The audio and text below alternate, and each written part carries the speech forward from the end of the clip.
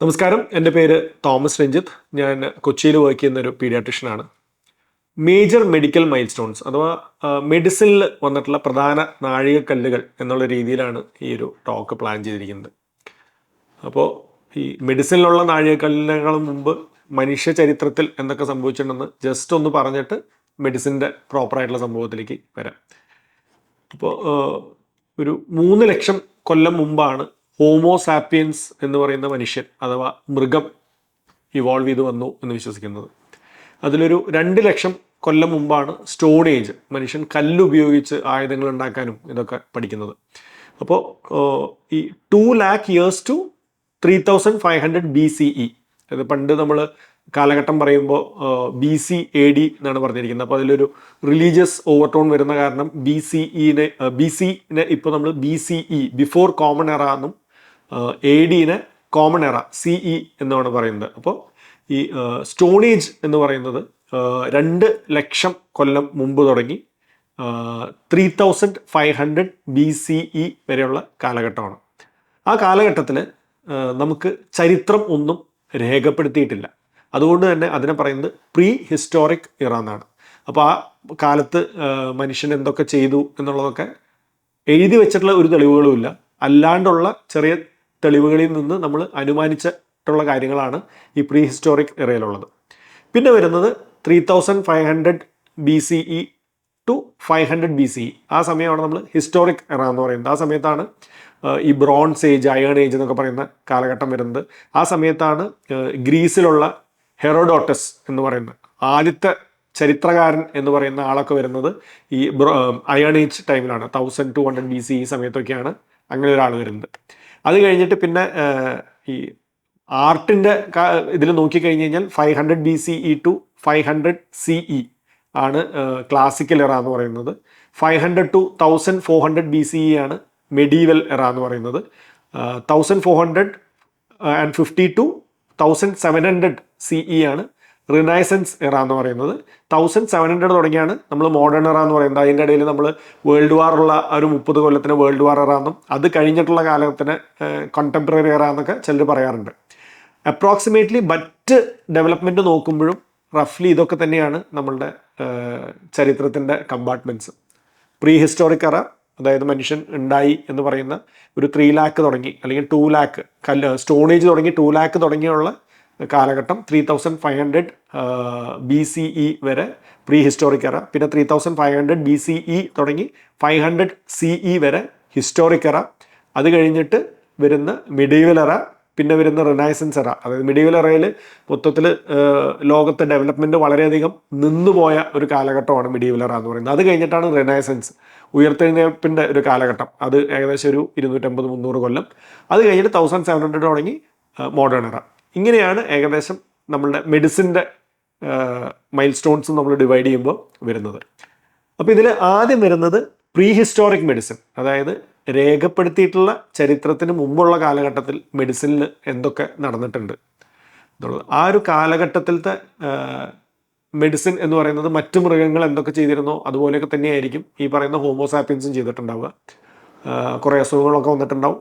അതിൽ പല പല ഇലകളോ കിട്ടുന്ന സാധനങ്ങളും വെച്ചിട്ട് ചികിത്സിച്ചിട്ട് നോക്കിയിട്ടുണ്ടാകാം. അപ്പോൾ ഈ ഒരു ട്രയൽ ആൻഡ് എറർ മെത്തേഡിൽ ചിലത് വർക്കായിട്ടുണ്ടാവും, ചിലത് വർക്കായിട്ടുണ്ടാവില്ല. പിന്നെ ഇപ്പോൾ ഉള്ളതുപോലെ അല്ലെങ്കിൽ ഇതിനേക്കാളും കൂടിയ അളവിൽ അന്ന് ഈ അന്ധവിശ്വാസങ്ങളുടെ കാലഘട്ടമായിരുന്നു. പലതും ദൈവത്തിൻ്റെ പ്രശ്നം അല്ലെങ്കിൽ ശാപം കിട്ടിയത്, അങ്ങനെയാണ് പല അസുഖങ്ങളും എന്ന് വിശ്വസിച്ചിരുന്നതാണ്. അതുകൊണ്ട് തന്നെ നമ്മൾ പറയുന്നത് ആദ്യത്തെ ഡോക്ടർമാരെന്ന് പറയുന്നത് ദുർമന്ത്രവാദികളായിരുന്നു അല്ലെങ്കിൽ പുരോഹിതന്മാരായിരുന്നു എന്നൊക്കെയാണ്. അതായത് അവരാണ് പ്രാർത്ഥിച്ചിട്ട് അസുഖം മാറ്റിയിരുന്നത്. പ്രാർത്ഥിച്ച് നോക്കും, മാറിക്കഴിഞ്ഞാൽ അത് ചികിത്സയായി, മാറിയില്ലെങ്കിൽ അത് ശാപമായിട്ട് തന്നെ അക്കൗണ്ട് ചെയ്ത് അങ്ങ് പോവുമായിരുന്നു. അപ്പോൾ അന്നത്തെ കാലഘട്ടത്തിൽ മന്ത്രവാദങ്ങളും പ്രാർത്ഥനയും തന്നെയായിരുന്നു പ്രധാന ചികിത്സ എന്ന് പറയുന്നത്. ഈ നിയാൻഡർത്തൽ മനുഷ്യന്മാരുടെ കാലഘട്ടം തുടങ്ങി തന്നെ ചികിത്സയ്ക്കുള്ള ചെറിയ ചെറിയ തെളിവുകളൊക്കെ നമുക്ക് കിട്ടിയിട്ടുണ്ട് ഈ ഫോസിൽസിൽ നിന്ന്. സിവിലൈസേഷൻ, സംസ്കാരം മനുഷ്യൻ ഡെവലപ്പ് ചെയ്തു എന്നുള്ളതിൻ്റെ ആദ്യത്തെ തെളിവായിട്ട് ചില ഈ സയൻറ്റിസ്റ്റുകൾ പറയുന്നത് 15,000 കൊല്ലം മുമ്പ് ഒരു ഫോസിലിൻ്റെ തുടയിൽ ഫീമർ എന്ന് പറയുന്ന എല്ല് പൊട്ടിയിട്ട് മുറി കൂടിയതായിട്ട് ഒരു ഫോസിലിൽ കിട്ടിയിട്ടുണ്ട്. അപ്പോൾ അവർ പറയുന്നത് എന്താ വെച്ച് കഴിഞ്ഞാൽ 15,000 കൊല്ലം മുമ്പുള്ള ഒരു മൃഗം അല്ലെങ്കിൽ ഒരു മനുഷ്യൻ എന്ന് പറയുന്ന ജീവിക്ക് എല്ല് ഒടിഞ്ഞിരിക്കുകയാണെങ്കിൽ ആൾക്ക് അനങ്ങാൻ പറ്റില്ല. അനങ്ങാൻ പറ്റാത്ത ഒരാൾക്ക് വേട്ടയാടാൻ പറ്റില്ല, അല്ലെങ്കിൽ മരത്തിൻ്റെ മുകളിൽ കയറാൻ പറ്റില്ല. വേട്ടയാടാൻ പറ്റിയില്ലെങ്കിൽ ആൾ വിശന്ന് ഭക്ഷണം കിട്ടാണ്ട് വിശന്ന് ചത്തുപോകും. ഇനി മരത്തിൻ്റെ മുകളിലേക്ക് കയറിയിരിക്കുക അല്ലെങ്കിൽ ഗുഹയുടെ ഉള്ളിലേക്ക് കയറിയിരിക്കുക ഇങ്ങനെയുള്ള ഒരു പോസിബിലിറ്റി ഇല്ലെങ്കിൽ മറ്റു മൃഗങ്ങൾ വന്ന് അറ്റാക്ക് ചെയ്ത് ഈ പറയുന്ന മനുഷ്യനെ കൊന്നിട്ടുണ്ടാവും. അപ്പോൾ ഇതൊന്നുമില്ലാതെ അയാൾ അന്ന് കാലത്ത് എല്ല് മുറി കൂടാൻ മാത്രമുള്ള കാലഘട്ടം, അതായത് മിനിമം 3 to 4 വീക്സ് എടുക്കും തുടയെല്ല് പ്രോപ്പറായിട്ട് ഹീൽ ചെയ്ത് വരാൻ. അങ്ങനെ ഹീലിംഗ് നടന്നിട്ടുണ്ടെങ്കിൽ അത്രയും കാലം മുമ്പ് അയാളെ മറ്റൊരാൾ സംരക്ഷിച്ചിട്ടുണ്ടാവണം.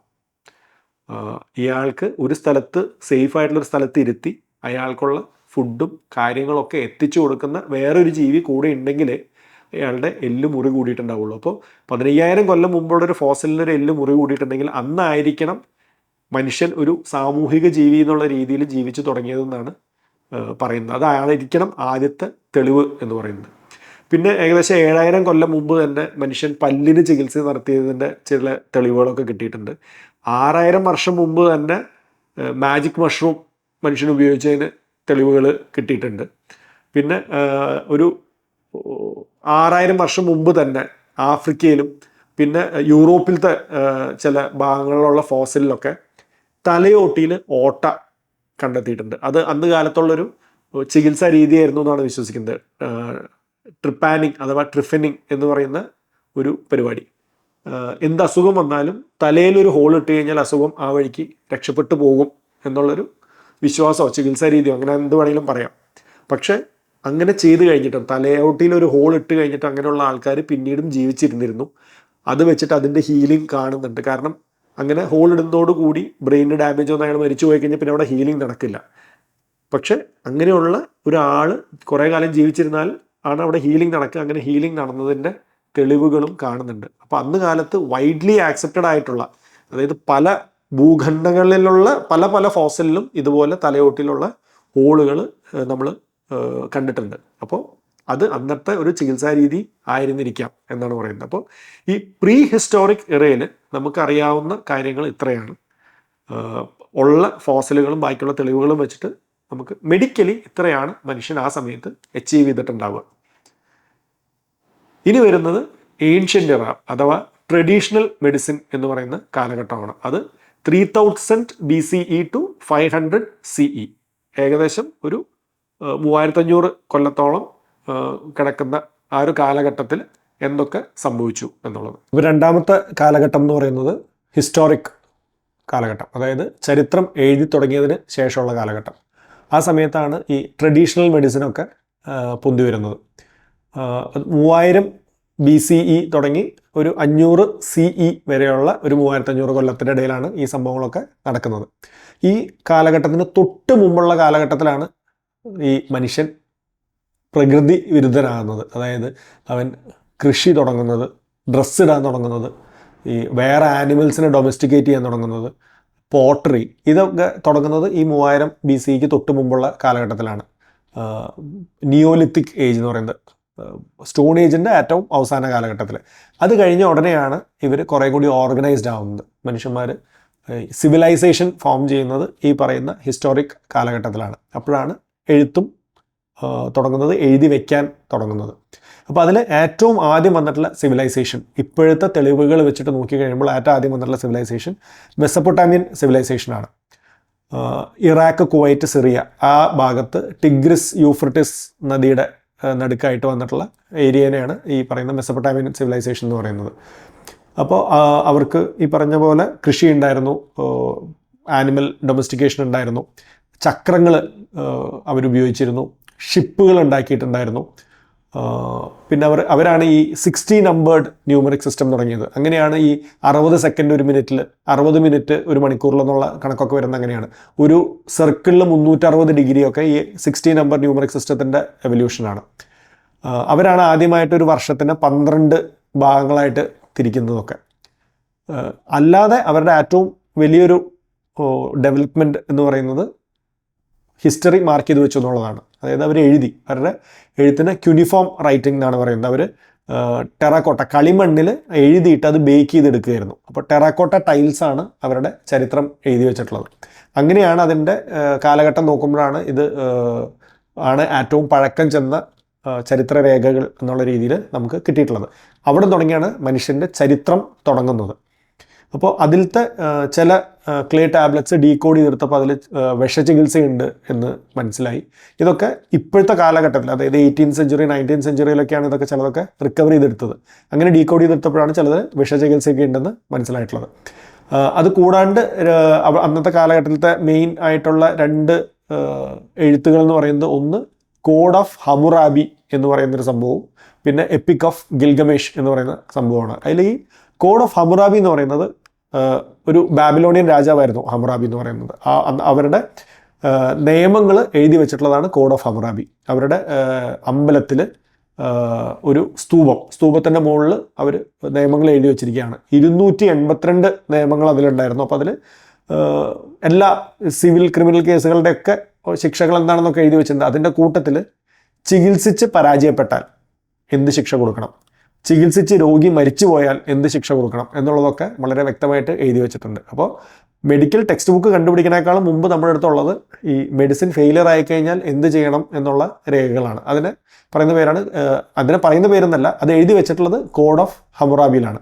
പിന്നീട് അതിനേക്കാളും കുറച്ചും കൂടി പഴക്കം കുറഞ്ഞ ബുക്കാണ് ഡയഗ്നോസ്റ്റിക് ഹാൻഡ് ബുക്ക് എന്ന് പറഞ്ഞിട്ട് ഈ മെസപ്പൊട്ടാമിയയിൽ നിന്ന് തന്നെ നമുക്ക് പിന്നീട് കിട്ടിയിട്ടുണ്ട്. പിന്നെ ഒരു ചരിത്രത്തിൽ നമുക്ക് കാണാൻ പറ്റുന്നത് ഈ ഗ്രീസിലത്തെ ഒരു ചരിത്രകാരൻ ഹെറോഡോട്ടസ് ആണ് ഫസ്റ്റ് ഹിസ്റ്റോറിയൻ എന്നാണ് പറയുന്നത്. പുള്ളി എഴുതി വെച്ചിട്ടുള്ളത് ബാബിലോണിൽ എല്ലാവരും വൈദ്യന്മാരായിരുന്നു.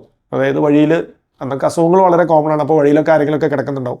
അപ്പോൾ ആര് വഴിയിൽ എന്ത് അസുഖമായിട്ട് കിടന്നാലും വഴി കൂടെ പോണവരൊക്കെ എന്തെങ്കിലും ഒരു ചികിത്സ അഭിപ്രായമായിട്ട് പറയുന്നതാണ് പറയുന്നത്. അങ്ങനെയുള്ള മനുഷ്യന്മാർ ഇപ്പോൾ നമ്മൾ കൂടുതലായിട്ട് കാണുന്നത് കേരളത്തിലാണ്. നിങ്ങൾ എന്ത് അസുഖമുണ്ടെന്ന് ആരോട് പറഞ്ഞാലും എല്ലാവർക്കും എല്ലാ അസുഖത്തിനെ പറ്റിയിട്ടും എന്തെങ്കിലും ഒരു അഭിപ്രായമെങ്കിലും പറയാനുണ്ടാവും. ബാക്കിയുള്ള സ്ഥലത്ത് അങ്ങനെയുള്ളവരുണ്ടോ എന്നറിയില്ല, എന്നാലും ഇവിടെ അങ്ങനെയുള്ളവർ ഒരുപാടുണ്ട്. രണ്ടാമത്തെ സിവിലൈസേഷൻ, മെസപ്പൊട്ടാമിയൻ സിവിലൈസേഷൻ കഴിഞ്ഞിട്ട് വന്നത് ഈജിപ്ഷ്യൻ സിവിലൈസേഷനാണ്. അത് നൈൽ നദിയുടെ തീരത്ത് കൂടെ. അവിടെ കൂടുതലായിട്ട് ആർക്കിടെക്ചറൽ ബ്രില്യൻസ് നമുക്ക് എല്ലാവർക്കും അറിയാം. അവർക്ക് പിരമിഡ്സ് ഉണ്ടായിരുന്നു, മുസോളിയം ഉണ്ടായിരുന്നു, അവർക്കും അഗ്രികൾച്ചർ, മെഡിസിൻ ഒക്കെ ഉണ്ടായിരുന്നു. കൂടുതൽ ആർട്ട്, സ്കൾപ്ചേഴ്സൊക്കെ കൂടുതലായിട്ട് ഉള്ളൊരു ടീമായിരുന്നു ഈജിപ്ഷ്യൻസ് എന്ന് പറയുന്നത്. അവരാണ് ഈ 24 hours ഒരു ദിവസത്തിൽ എന്നുള്ള രീതിയിൽ അത് ഡിവൈഡ് ചെയ്തതും ഒരു കൊല്ലത്തിൽ 365 ദിവസം ഒക്കെ തുടങ്ങിയത് ഈജിപ്ഷ്യൻസാണ്. അവരുടെ എഴുത്ത് ഹീറോഗ്ലിഫിക്സ് എന്നുള്ള രീതിയിലാണ്. അവരുടെ ഈജിപ്ഷ്യൻ എഴുത്തിന് ഹീറോഗ്ലിഫിക്സ് എന്നാണ് പറയുക. അവർ പാപ്പിറസിൽ, അതായത് പേപ്പർ പോലുള്ളൊരു മെറ്റീരിയലിൽ മഷിത്തണ്ട് ഉപയോഗിച്ചിട്ടാണ് അവരുടെ സംഭവങ്ങളൊക്കെ ഡോക്യുമെൻ്റ് ചെയ്തിരുന്നത്. സത്യത്തിൽ നമ്മളുടെ ചരിത്രത്തിൽ ഏറ്റവും ആദ്യം ഡോക്യുമെൻ്റ് ചെയ്തിട്ടുള്ള ഒരു ഡോക്ടർ, ഒരു വൈദ്യൻ എന്ന് പറയുന്നത് ഈജിപ്തിലുള്ളതാണ്. ഇംഹോടെപ്പ് എന്നാണ് പുള്ളിയുടെ പേര്. പുള്ളി ഒരു വല്ലാത്ത കഥാപാത്രമായിരുന്നു. പുള്ളി ഒരു പുരോഹിതനായിരുന്നു. അന്നത്തെ ഫറോവൻ ജോസർ എന്ന് പറയുന്ന ഫറോവൻ്റെ പ്രൈം മിനിസ്റ്റർ ആയിരുന്നു, വൈദ്യനായിരുന്നു. ഈ ജോസർ പിന്നീട് മരിച്ചു കഴിഞ്ഞപ്പോൾ പുള്ളിക്ക് വേണ്ടിയിട്ടാണ് ഏറ്റവും ആദ്യത്തെ പിരമിഡ് പണിതതെന്നാണ് പറയുന്നത്, സക്കാറ എന്ന് പറഞ്ഞ സ്ഥലത്ത്. ആ പിരമിഡ് ഡിസൈൻ ചെയ്ത ആർക്കിടെക്റ്റ് ഈ ഇംഹോടെപ്പ് തന്നെയാണ്.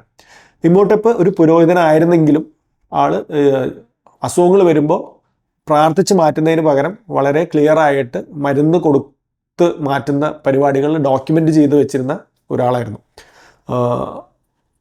പക്ഷെ ആൾ മരിച്ചു കഴിഞ്ഞപ്പോൾ നാട്ടുകാരൊക്കെ കൂടി പുള്ളിനെ പിടിച്ച് ദൈവമാക്കി. അപ്പോൾ ഇംഹോടെപ്പാണ് ഈജിപ്ഷ്യൻ ഗോഡ് ഓഫ് മെഡിസിൻ.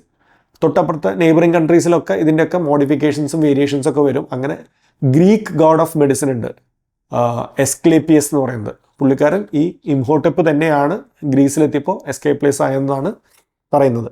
ഇനി കുറേ കാലഘട്ടം കഴിഞ്ഞ് നമ്മുടെ ഒരു കാലഘട്ടത്തിലായി കഴിഞ്ഞപ്പോൾ ഈ ഇംഹോടെപ്പിനെ പിടിച്ച് വില്ലനാക്കി. നമ്മുടെ മമ്മി സീരീസ് എന്ന് പറഞ്ഞ സിനിമകളിലത്തെ എല്ലാത്തിലത്തെയും മെയിൻ വില്ലൻ ഇംഹോടെപ്പാണ്. പുള്ളിയുടെ ടോംബ് ഇളക്കുമ്പോൾ തിരിച്ച് ജീവനോടെ വരുന്ന കഥാപാത്രമാണ് ഈ പറയുന്ന ഇംഹോടെപ്പ്. പിന്നെ അന്നത്തെ ഒരു സർപ്രൈസിങ് എലമെൻ്റ് എന്ന് പറയുന്നത് ആ കാലഘട്ടത്തിൽ, ഇംഹോടെപ്പിൻ്റെ കാലഘട്ടം കഴിഞ്ഞ ഉടനെയുള്ള കാലഘട്ടത്തിൽ അവിടെ ഫീമെയിൽ ഫിസിഷ്യൻസ് ഉണ്ടായിരുന്നു എന്നാണ് പറയുന്നത്. പെസെഷെറ്റ് എന്നാണ് ഇതിലത്തെ ഡോക്യുമെൻ്റ് ചെയ്തിട്ടുള്ള ഒരു ഫീമെയിൽ ഫിസിഷ്യൻ്റെ പേര്. അവർക്ക് അന്ന് ഈജിപ്തിൽ അന്ന് തന്നെ ഭയങ്കര എസ്റ്റാബ്ലിഷ്ഡ് ആയിട്ടുള്ള ഒരു പബ്ലിക് ഹെൽത്ത് സിസ്റ്റം ഉണ്ടായിരുന്നു. അവർക്ക് ഹൗസ് ഓഫ് ലൈഫ് എന്ന് പറയുന്ന മെഡിക്കൽ സ്കൂൾസ് ഉണ്ടായിരുന്നു ട്രെയിനിങ്ങിന് വേണ്ടിയിട്ട്. ഈജിപ്തിൽ നമുക്ക് കിട്ടിയിട്ടുള്ള ഡോക്യുമെൻറ്റ്സ് വെച്ചിട്ടാണ് ലോകത്തെ ഏറ്റവും പഴയ മെഡിക്കൽ ടെക്സ്റ്റ് ബുക്സ് കിട്ടിയിട്ടുള്ളത്. അതിൽ നശിച്ചു പോകാണ്ട് നമ്മുടെ കയ്യിൽ കിട്ടിയിട്ടുള്ള ഏറ്റവും പഴയ മെഡിക്കൽ ടെക്സ്റ്റ് ബുക്ക് എന്ന് പറയുന്നത് കഹുൻ ഗൈനക്കോളജിക്കൽ പാപ്പിറസ് എന്ന് പറയുന്ന ബുക്കാണ്. അതിൽ ഈ ഗൈനക്കോളജിക്കൽ പ്രോബ്ലംസിനെ കുറിച്ച് വളരെ ആധികാരികമായിട്ടുള്ള എഴുത്തുകൾ കിട്ടിയിട്ടുണ്ട്. പിന്നെ കിട്ടിയിട്ടുള്ള ഒരു സംഭവമാണ് Edwin Smith papyrus. Edwin Smith papyrus Imhotep പറഞ്ഞിട്ടുള്ള കാര്യങ്ങളല്ല, ഇമോട്ടെപ്പ് എഴുതിയത് കൈമാറി വന്നതാണെന്നാണ് പറയപ്പെടുന്നത്. അതിലൊക്കെ ഉള്ളത് വളരെ ക്ലിയർ കട്ടായിട്ടുള്ള അസുഖങ്ങളുടെ ലക്ഷണങ്ങൾ, എക്സാമിനേഷൻ ഫൈൻഡിങ്സ്, എങ്ങനെ ട്രീറ്റ് ചെയ്യണം, ആ അസുഖത്തിൻ്റെ ഭാവിയിലേക്കുള്ള പ്രോഗ്നോസിസ് എങ്ങനെയാണെന്നൊക്കെ വളരെ ക്ലിയർ ആയിട്ട് ഡോക്യുമെൻ്റ് ചെയ്തിട്ടുണ്ട്. അത് കഴിഞ്ഞിട്ട് വന്നിട്ടുള്ളതാണ് എബേഴ്സ് പാപ്പിറസ്. എബേഴ്സ് പാപ്പിറസിൽ ട്രീറ്റ്മെൻറ്റിൻ്റെ കൂടെ ചില മന്ത്രവാദങ്ങളും പ്രാർത്ഥനകളൊക്കെ ചേർത്തതായിട്ട് കാണാം. പിന്നെ വരുന്ന സിവിലൈസേഷനാണ് ഇൻഡസ് വാലി സിവിലൈസേഷൻ, സിന്ധു നദീതട സംസ്കാരം എന്ന് പറയുന്നത്. സിന്ധു നദി നമ്മുടെ ഇന്ത്യ പാകിസ്ഥാൻ ആ വഴി കൂടെ ഒഴുകിയ നദിയാണ്. അതിൻ്റെ സൈഡിലാണ് ആ ഒരു സിവിലൈസേഷൻ ഡെവലപ്പ് ചെയ്തത്. ഹറപ്പ, മൊഹൻജദാരോ ഒക്കെയാണ് അവിടുത്തെ മേജർ സിറ്റീസ് ആയിരുന്നതെന്നൊക്കെ നമ്മൾ പണ്ട് സ്കൂളിൽ പഠിച്ചിട്ടുണ്ട്. ഇപ്പോൾ ഓരോ സിവിലൈസേഷനും ഓരോ പ്രത്യേകതയുണ്ടെന്ന് പറയുന്ന പോലെ നമ്മുടെ ഈ സിന്ധു നദീതട സംസ്കാരത്തിൻ്റെ പ്രത്യേകത എന്ന് പറയുന്നത് വെൽ പ്ലാൻഡ് സിറ്റീസ് ആയിരുന്നു എന്നുള്ളതാണ്. പ്രോപ്പർലി ബേക്ക് ചെയ്തിട്ടുള്ള ഇഷ്ടിക വെച്ചിട്ടാണ് പണിതത് എല്ലാ വീടുകളും. അതിന് പ്രോപ്പർ സിവേജ് സിസ്റ്റം ഉണ്ടായിരുന്നു, വാട്ടർ സപ്ലൈ ഉണ്ടായിരുന്നു, ഡ്രെയിനേജ് ഉണ്ടായിരുന്നു. അങ്ങനെ ഭയങ്കര ഓർഗനൈസ്ഡ് ആയിട്ടുള്ള സിറ്റി ആയിരുന്നു ഈ ഇൻഡസ് വാലി സിവിലൈസേഷനിൽ ഉണ്ടായിരുന്നത്. അവർക്കും ലാംഗ്വേജ് ഉണ്ടായിരുന്നു, അത് എഴുതി വെച്ചിട്ടുണ്ട്. പക്ഷെ മറ്റ് രണ്ട് ലാംഗ്വേജ്, ഈ ഹെയറോഗ്ലിഫിക്സും ക്യൂണിഫോം ടാബ്ലറ്റ്സും പോലെ ഈ ഇൻഡസ് വാലി സിവിലൈസേഷനിൽ ഉണ്ടായിരുന്ന ലാംഗ്വേജ് ഇതുവരെ ഡിസിഫർ ചെയ്യാൻ പറ്റിയിട്ടില്ല. അതിലെന്താണ് ഉദ്ദേശിച്ചിട്ടുള്ളത് എന്ന് ഇതുവരെ തിരിച്ചറിയാൻ പറ്റിയിട്ടില്ല. അവർ അന്ന് ഡെസിമൽ സിസ്റ്റം യൂസ് ചെയ്തിരുന്നു, വെപ്പൺസ് യൂസ് ചെയ്തിരുന്നു എന്നുള്ളതൊക്കെ കൃത്യമായിട്ട് നമുക്ക് ഇപ്പോൾ തെളിവുകളുണ്ട്. എങ്ങനെയാണ് ഇൻഡസ് വാലി സിവിലൈസേഷൻ നശിച്ചു പോയത് എന്നുള്ളതിനെക്കുറിച്ച് പല പല തിയറീസ് ഉണ്ട്. അപ്പോൾ മെയിനായിട്ടുള്ള അല്ലെങ്കിൽ മെയിൻലി ആക്സെപ്റ്റ് ചെയ്തിട്ടുള്ളൊരു തിയറി എന്ന് പറയുന്നത് ക്ലൈമാറ്റിക് ചേഞ്ച് കാരണം അത് പ്രളയമാണോ വരൾച്ചയാണോ എന്നുള്ളതിനെ കുറിച്ചൊക്കെ ചില ഡൗട്ടുകളുണ്ട്. അങ്ങനെ അവർ അവിടെ നിന്ന് ടോട്ടലായിട്ട് നശിച്ചു പോയതാണോ, അവിടെ നിന്ന് ട്രാവൽ ചെയ്ത് പോയതാണോ എന്നൊക്കെയാണ് ഇപ്പോൾ സംശയിക്കുന്നത്. അങ്ങനെ ആണ് ഇൻഡസ് വാലി സിവിലൈസേഷൻ പോകുന്നത്. ഇൻഡസ് വാലി സിവിലൈസേഷനിൽ ഉണ്ടായിരുന്നു എന്ന് വിശ്വസിക്കുന്നത് സിദ്ധ വൈദ്യമാണ്, സിദ്ധ മെഡിസിൻ. സിദ്ധവൈദ്യം ഇപ്പോൾ നമ്മൾ മെയിനായിട്ട് കാണുന്നത് സൗത്ത് ഇന്ത്യയിലാണ്, കൂടുതലായിട്ട് തമിഴ്നാട്ടിലാണ് അത് കാണുന്നത്. അപ്പോൾ ഒരു തിയറി പറയുന്നത് എന്താണെന്ന് വെച്ച് കഴിഞ്ഞാൽ അവിടുത്തെ ക്ലൈമാറ്റിക് കണ്ടീഷൻ മോശമായപ്പോൾ അവിടുത്തെ ആൾക്കാർ ട്രാവൽ ചെയ്ത് വന്ന് സെറ്റിലായതാണ് സൗത്ത് ഇന്ത്യയിൽ.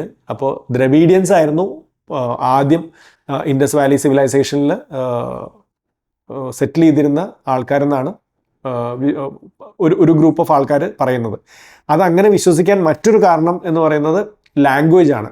ഈ ഇൻഡസ് വാലി സിവിലൈസേഷനിൽ യൂസ് ചെയ്തിരുന്ന ലെറ്റേഴ്സ് ഏറ്റവും സിമിലർ ആയിട്ടുള്ളത് തമിഴ് ലെറ്റേഴ്സിനോടാണ്. അതുകൊണ്ട് ആണ് അങ്ങനെ ഒരു തിയറി കൂടുതൽ സ്ട്രോങ് ആയിട്ട് നിൽക്കുന്നത്. സിദ്ധവൈദ്യത്തിൽ ട്രീറ്റ്മെൻറ്റ് മാത്രമല്ല, ഈ പറയുന്ന കുറേ മന്ത്രങ്ങളും പ്രാർത്ഥനകളൊക്കെ മിക്സ് ചെയ്തിട്ടുള്ള സംഭവമാണ് സിദ്ധവൈദ്യം എന്ന് പറയുന്നത്. സിദ്ധവൈദ്യത്തിൻ്റെ കുറിച്ചുള്ള ഏറ്റവും ഓൾഡസ്റ്റ് ലിറ്ററേച്ചർ നമുക്ക് കിട്ടുന്നത് സംഘം ലിറ്ററേച്ചർ, തമിഴിലുള്ള തോൽക്കപ്പിയം, തിരുക്കുറൽ, അതിലൊക്കെ ഈ സിദ്ധവൈദ്യത്തിനെ കുറിച്ച് എഴുതിയിട്ടുണ്ട്. ഈ ഇൻഡസ് വാലി സിവിലൈസേഷൻ കഴിഞ്ഞിട്ട് വന്ന കാലഘട്ടത്തിലാണ് ഈ വേദിക് പീരീഡ് എന്ന് പറയുന്നത്. വേദിക് പീരീഡിലാണ് വേദങ്ങൾ എഴുതിയിട്ടുള്ളത്, ഉപനിഷത്തുകൾ എഴുതിയിട്ടുള്ളത്, രാമായണം, മഹാഭാരതം, അതൊക്കെ ആ കാലഘട്ടത്തിൽ എഴുതിയിട്ടുള്ള സംഭവങ്ങളാണ്. അതിൽ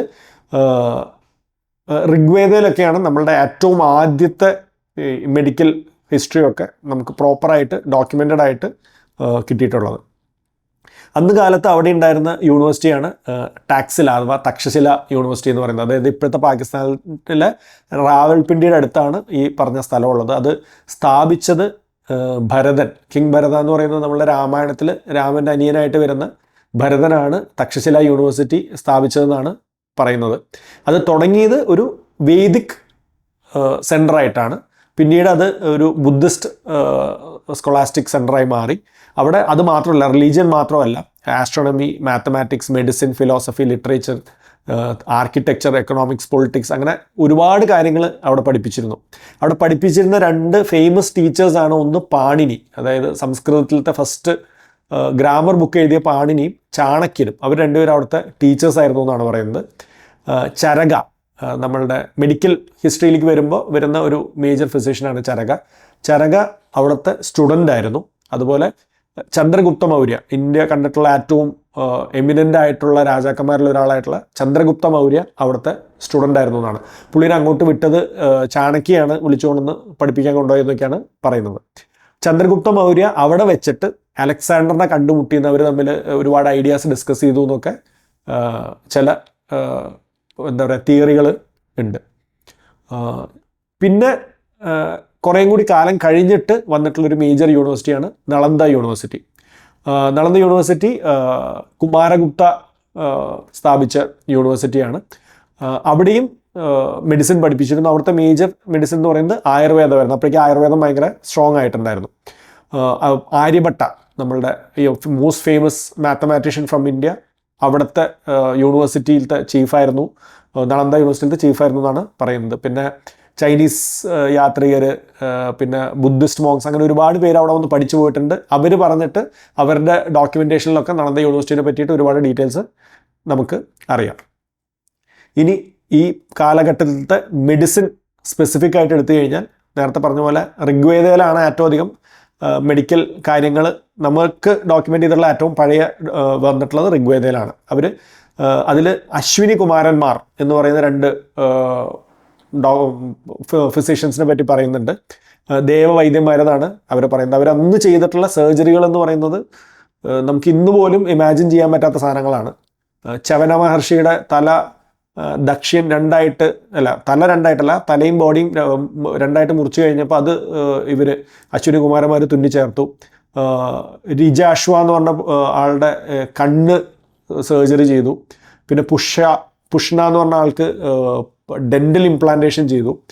പിന്നെ നമ്മൾക്ക് ഏറ്റവും ഫേമസ് ആയിട്ടുള്ള ആനയുടെ തലയും മനുഷ്യൻ്റെ ബോഡിയും കൂടി തുന്നിച്ചേർത്ത് ഗണപതിനെ റിവൈവ് ചെയ്തതൊക്കെ ഈ അശ്വിനി കുമാരന്മാരാണ്. പിന്നെ ബിസ്പല എന്ന് പറഞ്ഞ ആൾക്ക് യുദ്ധത്തിൽ കാല് നഷ്ടപ്പെട്ടപ്പോൾ അയൺ കാല് വെച്ച് കൊടുത്തു എന്നൊക്കെ പറയുന്നത് ഈ അശ്വിനി കുമാരന്മാരുടെ അച്ചീവ്മെൻറ്റ്സിൽ പെട്ടതായിട്ടാണ് കാണിക്കുന്നത്. പിന്നീട് വരുന്ന അഥർവവേദ, അത് കഴിഞ്ഞിട്ട് എഴുതിയിട്ടുള്ള അഥർവവേദയിലാണ് ആയുർവേദത്തിനെ പറ്റി കുറേം കൂടി ഡീറ്റെയിൽഡ് ആയിട്ട് പറഞ്ഞിട്ടുള്ളത്. ആയുർവേദം ധന്വന്തിരി എന്ന് പറയുന്ന ആൾക്ക് ബ്രഹ്മാവ് നേരിട്ട് പകർന്നു കൊടുത്തു എന്നൊക്കെയാണ് പറയുന്നത്. ധന്വന്തിരിയാണ് ഗോഡ് ഓഫ് മെഡിസിൻ. നമ്മൾ ഇന്ത്യൻ ഗോഡ് ഓഫ് മെഡിസിൻ എന്ന് പറയുന്നത് ധന്വന്തിരിയാണ്. 800 BCE കൂടി വേദിക് പീരീഡ് കഴിയാറായി. ആ സമയത്ത് ഉണ്ടായിരുന്ന 2 ഫേമസ് ഡോക്ടേഴ്സാണ് ആത്രേയ ആൻഡ് അഗ്നിവേശ എന്ന് പറയുന്നത്. അന്ന് കാലത്ത് അവർ മെൻഷൻ ചെയ്തിട്ടുള്ള അസുഖങ്ങളിൽ പനി, ചുമ, കൺസംഷൻ, TBനെ പറ്റിയിട്ട്, വയറിളക്കത്തിനെ പറ്റിയിട്ട്, നീര് വരുന്നതിനെ പറ്റിയിട്ട്, ഫിറ്റ്സിനെ പറ്റിയിട്ട്, ട്യൂമേഴ്സിനെ പറ്റിയിട്ടൊക്കെ വളരെ ഡീറ്റെയിൽഡ് ആയിട്ട് എഴുതിയിട്ടുണ്ട്. ലെപ്രസിനെ പറ്റിയിട്ട് അവർ ഡീറ്റെയിൽഡ് ആയിട്ട് ഡോക്യുമെൻറ്റേഷൻ ഉണ്ട്. ഇതിനൊക്കെ കൊടുക്കുന്ന മരുന്നുകൾ, ഹെർബ്സിനെ കുറിച്ചിട്ട് ഡീറ്റെയിൽഡ് ആയിട്ടുള്ള ഡോക്യുമെൻറ്റേഷൻ ഉണ്ട്. അതുപോലെ തന്നെ വേദങ്ങളിൽ ഈ മന്ത്രങ്ങളും പ്രാർത്ഥനകളൊക്കെ അസുഖത്തിൻ്റെ ചികിത്സയുടെ ഭാഗമായിട്ട് കുറേ എണ്ണം ഡോക്യുമെൻ്റ് ചെയ്തിട്ടുണ്ട്. അപ്പോൾ ഈ ഗോൾഡൻ ഏജ് ഓഫ് മെഡിസിൻ എന്ന് പറയുന്നത് ഈ വേദിക് പീരീഡ് കഴിഞ്ഞോടുകൂടി 800 BCE to 1000 CE, ഒരു 1800 വർഷങ്ങളാണ് ഗോൾഡൻ ഏജ് ഓഫ് മെഡിസിൻ, അതായത് ആയുർവേദത്തിൻ്റെ പീക്ക് എന്ന് പറയുന്നത്. അത് ആ സമയത്തുണ്ടായിരുന്ന 3 പില്ലേഴ്സ്, ആയുർവേദം പണിതിട്ടുള്ള 3 പില്ലേഴ്സ് എന്ന് പറയുന്നത് ചരക സംഹിത, സുശ്രുത സംഹിത, അഷ്ടാംഗ ഹൃദയം.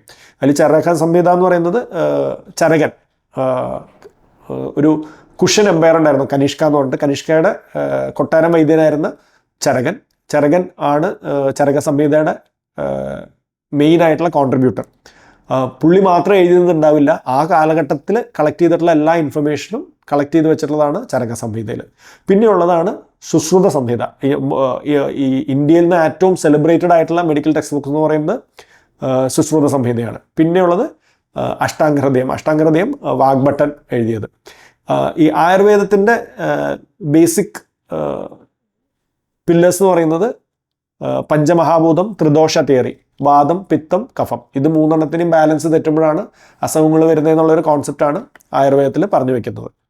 അന്ന് തന്നെ ആയുർവേദത്തിന് സ്പെഷ്യലൈസേഷൻ ഉണ്ടായിരുന്നു. Internal medicine, surgery, ENT, gynaecology, paediatrics എന്നൊക്കെ പറഞ്ഞിട്ട് സെപ്പറേറ്റ് ക്ലാസിഫിക്കേഷൻ ഉണ്ടായിരുന്നു.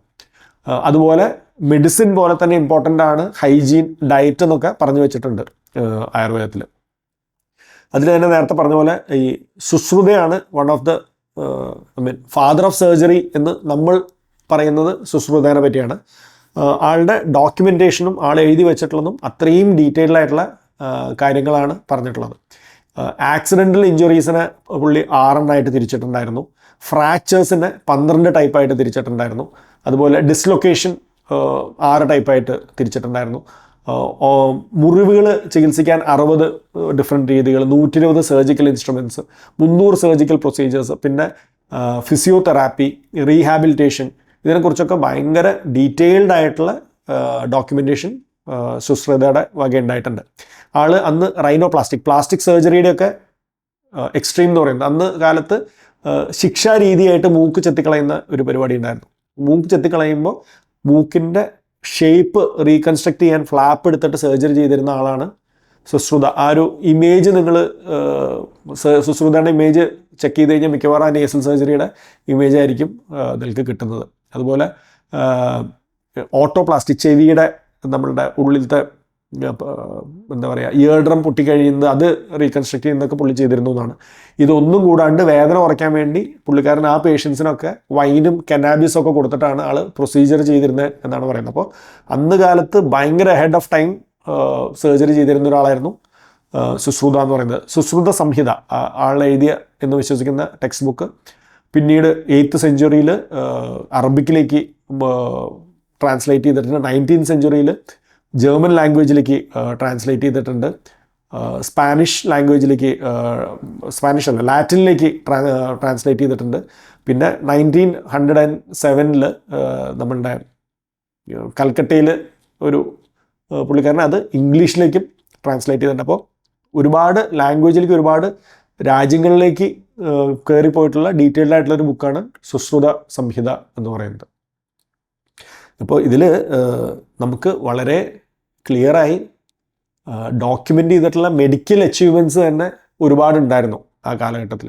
പക്ഷേ ഇപ്പോൾ നമ്മൾ അഭിമാനം കൊള്ളുമ്പോൾ അന്നത്തെ മെഡിക്കൽ അച്ചീവ്മെൻറ്റ്സിനേക്കാളും അന്നത്തെ ലിറ്ററേച്ചർ അച്ചീവ്മെൻറ്റ്സ് ആണ് ആൾക്കാർ മെഡിക്കൽ അച്ചീവ്മെൻറ്റ്സ് കൊണ്ട് പറയുന്നത്. അതായത് നമ്മൾ സങ്കല്പിക്കാൻ പറ്റാത്ത അത്രയും വൈൽഡ് ആയിട്ടുള്ള ഇമാജിനേഷനിൽ പറഞ്ഞിട്ടുള്ള സർജറീസ് ഒക്കെയാണ് അത് നമ്മളുടെ മെഡിക്കൽ അച്ചീവ്മെൻ്റ് ആയിരുന്നു കൊണ്ട് ആൾക്കാർ പുറത്തു പോയിട്ട് പറയുന്നത്. അതിനേക്കാളും നമ്മൾ ഇവിടെ ഓൾറെഡി ചെയ്തിട്ടുള്ള ഡോക്യുമെൻ്റ് ചെയ്തിട്ടുള്ള സർജിക്കൽ സംഭവങ്ങളും മെഡിക്കൽ സംഭവങ്ങളും അല്ലാണ്ട് തന്നെ ഇഷ്ടംപോലെ ഉണ്ട്. അതാണ് ശരിക്കും നമ്മളുടെ മെഡിക്കൽ അച്ചീവ്മെൻറ്റ്സ് കൊണ്ട് നമ്മൾ പ്രൊജക്റ്റ് ചെയ്യേണ്ടത്. അല്ലാണ്ട് ലിറ്ററേച്ചർ അച്ചീവ്മെൻറ്റ്സ് അല്ല ശരിക്കും പറഞ്ഞാൽ നമ്മൾ പുറത്തൊക്കെ പോയി പറയുമ്പോൾ മെഡിക്കൽ അച്ചീവ്മെൻറ്റ്സ് ആയിട്ട് പറഞ്ഞ് അഭിമാനം കൊള്ളേണ്ടത്.